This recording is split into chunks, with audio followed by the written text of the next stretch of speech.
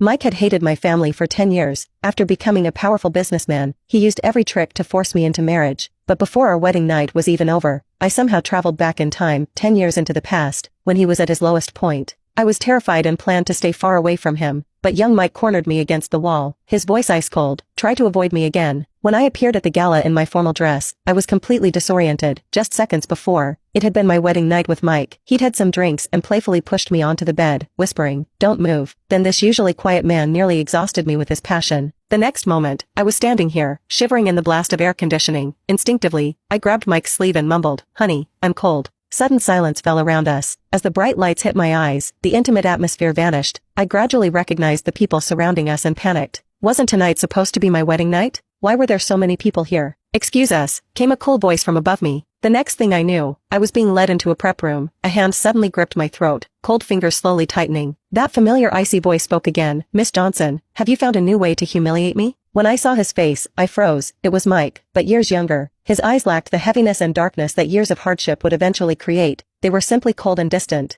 It was like he was meeting me for the first time. I instinctively glanced at the digital clock in the corner. It clicked past midnight, and the date automatically updated to exactly 10 years ago. Realization hit me like a tidal wave. I had somehow traveled back in time. This Mike hadn't yet become the feared business titan. He hadn't nearly lost his life due to the scheming of powerful families. Still, remembering what he would become made me shudder. In my original timeline, he had turned our city into his personal kingdom. In just 3 years, he had destroyed several prominent families. Only my family, the Johnsons, had been spared. Instead, he had ordered them to offer me in marriage. I had spent 3 years by his side, watching him transform from merely obsessive to cruel and unhinged. But the night before our wedding, I discovered Mike's will. The madman had planned to destroy his own business empire and take everyone down with him. So on our wedding night, I got him drunk, hoping to convince him to leave me something in his will. But before I could even ask, I ended up here. Looking at his younger face now, my heart secretly leaped. What could be better than going back to before a villain fully formed? Obviously, getting as far away as possible before he turned dark. Before I could collect my thoughts, the door burst open. Several rich young men leaned against the doorframe, smirking. "Mike, I thought you were too proud for this, trying to climb the Johnson family tree? Where's security? Get this trash out of here." In my past life, I had just been a bystander, watching this scene from the crowd. But after everything I'd experienced, I now understood how hurtful those words were. Bastard, motherless trash. After all, I had lost my parents early too. Mike stood there, eyes downcast and expression cold, as if he was used to this treatment.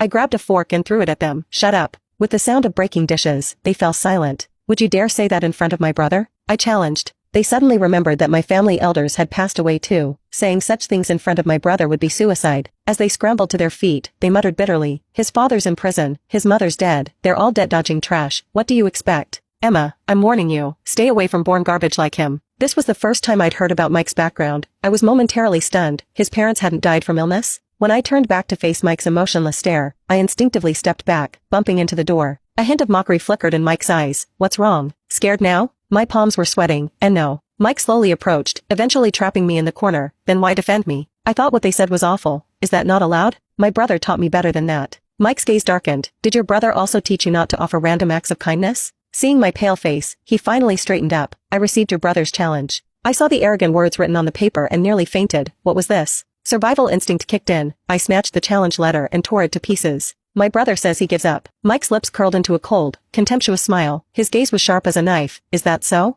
Do you even know what the stakes were?" After the gala, Mike took me to his home. Now, watching him lock the door, I nervously huddled in the corner wrapped in a blanket. "My phone's dead. Could you call my brother for me?" Mike gave me a cold glance. No. Who could have guessed that my brother had bet everything he owned in this challenge to Mike? He had even boasted, "If I lose, you can have the shirt off my back." But Mike didn't want his shirt. He wanted his sister, me. My brother was overseas now, too far to help. Besides, he and Mike had a long-standing grudge. People said my brother had stolen Mike's scholarship spot years ago. He'd even used his connections to cut off Mike's financial aid. When Mike called him out, my brother accused him of slander and had him detained for days. In Mike's eyes, my brother was nothing but an enemy. Better not to mention him. Mike went to the master bedroom. Around midnight, a torrential downpour started outside. I was sleeping fitfully when a shadow at the window startled me awake. The same rich kids from the gala were peering through the glass. Terrified, I fled to the master bedroom. With a crash of thunder, I instinctively slipped in beside Mike. "What are you doing?" Mike asked, annoyed at being woken. His familiar warmth radiated through his thin shirt. I wrapped my arms around his waist. "There's someone outside." Mike didn't seem surprised. Before I could react, he pulled me closer by the waist. His large, warm hand stroked the back of my neck, making my body tremble involuntarily. "Climbing into a man's bed in the middle of the night, is that what your brother taught you?" My ears burned red, but a moment of clarity hit me. Did you bring me here to protect me from them? Mike's expression darkened as he flipped me beneath him. His cold lips traced my ear like a venomous snake. Is this how you thank me? Do you know what I'm going to do to you now? I lay limply in his arms, not even trying to struggle anymore.